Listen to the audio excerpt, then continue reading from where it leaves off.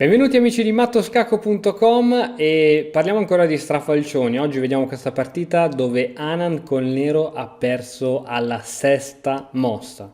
Stiamo parlando di una partita fra due grandi maestri, ragazzi. Anand era appena diventato da un anno grande maestro, siamo nel 1988 e nell'87 ha avuto la carica di gran maestro.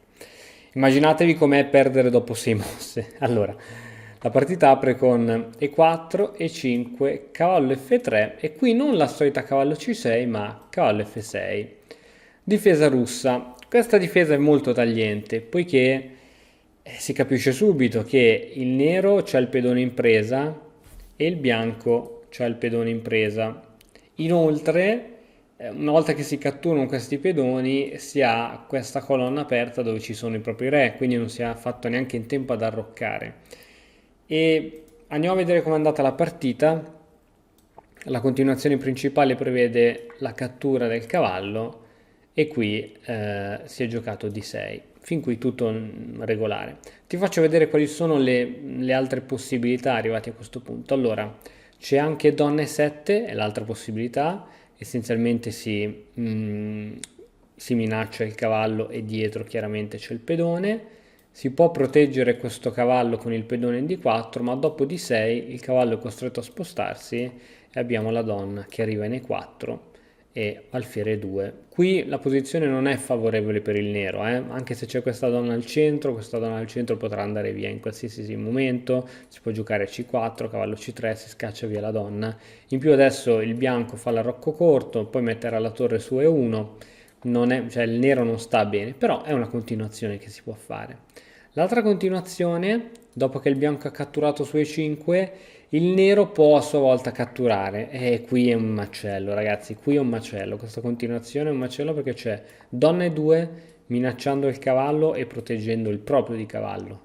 Donna E7 minacciando il cavallo del bianco e proteggendo il proprio cavallo. Però ora arriva prima il bianco che si pappa questo cavallo. Dici, cavoli, ma il bianco è in vantaggio di un pezzo? No, perché c'è D6.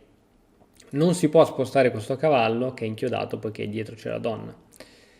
D4 e dopo che il nero si riprende il cavallo si cattura, si può catturare sia di donna che di pedone. Cavallo C6, ora questo pedone è attaccato due volte da parte del nero. Alfiere B5 per inchiodare il cavallo in modo tale che non può andare ad attaccare questo pedone e minacciando anche di fare una fastidiosa impedonatura. Alfiere di 7, perché non donna B4? Perché semplicemente il bianco catturerebbe la donna e il cavallo non può catturarla perché è inchiodato. Quindi alfiere di 7, schiodando il cavallo e andando anche a preparare un arrocco lungo, e qui semplicemente cavallo C3. Su cavallo C3 dirai, oh, finalmente ora posso papparmi questo pedone, ma attenzione che qui sia che si pappa di donna che di cavallo il nero perde, perché si pappa di donna, abbiamo alfiere per cavallo e dopo questo, tac, oh, il bianco sta benissimo, si ritrova con un pezzo in più e sta veramente da Dio. Se dopo questo si pappa con il cavallo, abbiamo cavallo in D5 minacciando la donna che deve rimanere nei paraggi a difendere sia il cavallo che l'alfiere. Quindi donna D6, alfiere per D7 scacco. Qui non si può catturare di donna altrimenti si perde il pezzo. Si cattura di re e niente ragazzi, qui poi si balla. Alfiere F4, torre in E8, arrocco lungo, insomma una partita difficilissima questa. Questa è una partita che possono giocare bene i computer. Ma torniamo alla nostra partita. Cavallo ha catturato E5, Anand gioca D6. A questo punto il cavallo si ritira in F3 e ora cavallo per E4. Fin qui tutto secondo la teoria delle aperture. Cavallo C3 e qui c'è l'errore.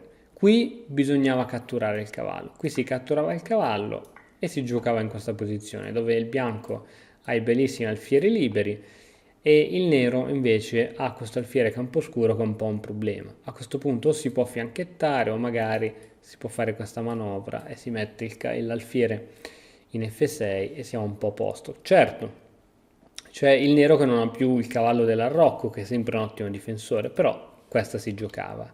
Mentre Hanan gioca alfiere F5.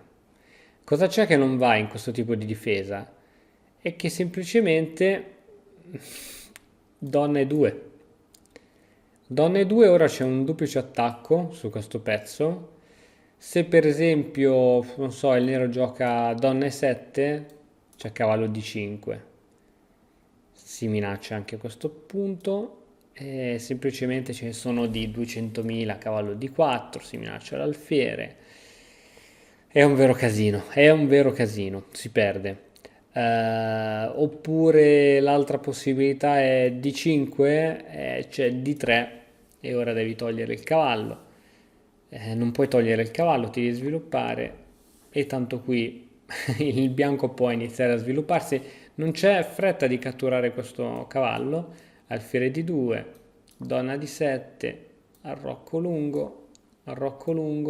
Oh, e solo ora che è al sicuro il re ti cattura il pezzo. Insomma, qualsiasi tipo di difesa da parte del nero, il bianco avrebbe avuto un vantaggio immenso. Motivo per cui alla sesta mossa su donna E2 Anand abbandonò senza neanche cercare di proseguire. Ancora una volta questo video ci fa capire quanto anche i grandi maestri fanno talvolta delle sviste, quindi non dobbiamo preoccuparci quando ci succedono a noi, quello che dobbiamo fare è rimboccarci le maniche per cercare di fare sempre meglio. E ora per continuare che cosa posso fare? Beh, innanzitutto ti consiglio di iscriverti al nostro canale in modo tale da non perderti le nuove video lezioni. E poi puoi vedere il video che è stato più cliccato in questa settimana. Ci vediamo, ciao!